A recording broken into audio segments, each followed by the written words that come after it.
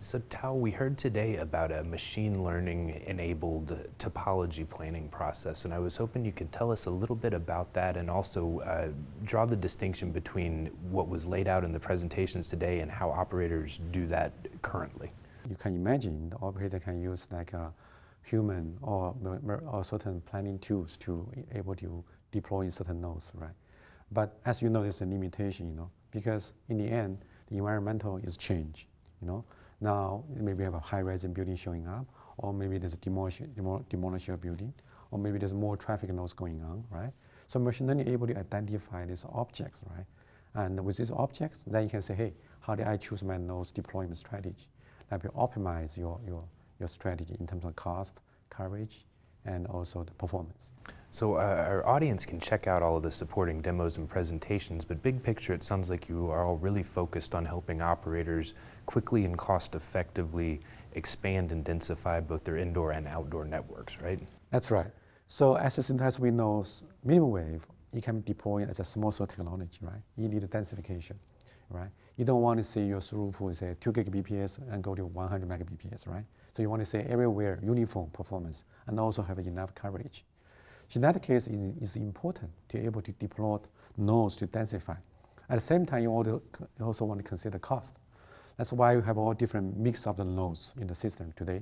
We have a small cell, so it's good for provide cell capacity. And then you have this RAB. When you don't have a fiber access, you can use fiber to be able to replace fiber. Of course, when capacity increase, you can replace by fiber later on, right? Then you have this repeater.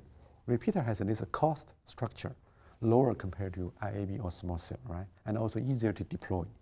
In this case, with complementary of this mix of this small cell RAB, simple repeater or smart repeater, they are able to densify the network and provide much better performance and also uniform user experience across the regions. So that's how we densify this network with no cost in mind.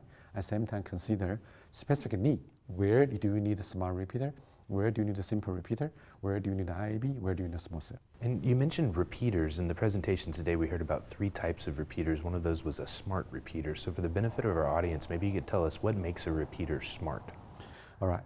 So the repeater has been long history. Repeater have this FDD repeater before. And now, release 17, we have this run for defined item, work item for the TDD repeater. This is for both the sub-6 bandwidth, sub-6 and the mmWave band. This is the first time we have a mmWave repeater. So the repeater, what he do? He just receive the signal and amplify and transmit, right? So in the typical repeater, they have to amplify signal in both ways, uplink and downlink, because they don't know which direction the signal is coming at a given moment, right? In that sense, what a smart repeater do? Smart repeater has 2 steps. First one, does repeater understand the downlink and uplink difference, right? Because for a given base station, the direction of his transmission is a downlink or uplink. This is for half duplex operation. Of course, when full duplex comes in, is a different picture. Let's assume half duplex GNOB today. You have a downlink and uplink. So in this case, smart repeater able to identify, oh, this is for downlink, or this is for uplink. So with this information, it can turn off certain component in the repeater, so it can minimize its interference from the one chain to the other chain, that maximize your performance, right? So of course, somebody can say, hey, today I can use the implementation approach to determine the uplink and downlink directions, yes.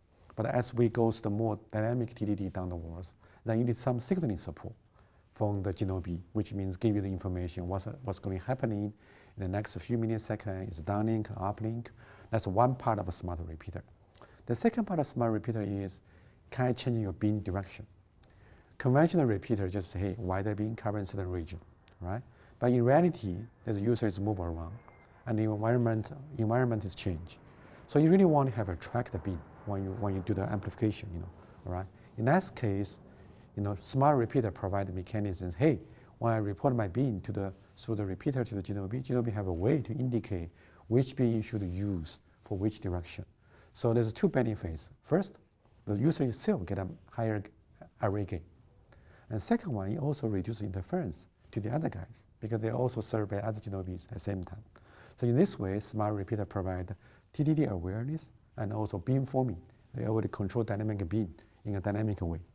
So that's how smart repeater distinguish himself from the simple repeater today. Well, Tao, I really appreciate you taking the time to keep us up to date on the work you and your team are engaged in. Okay, thank you.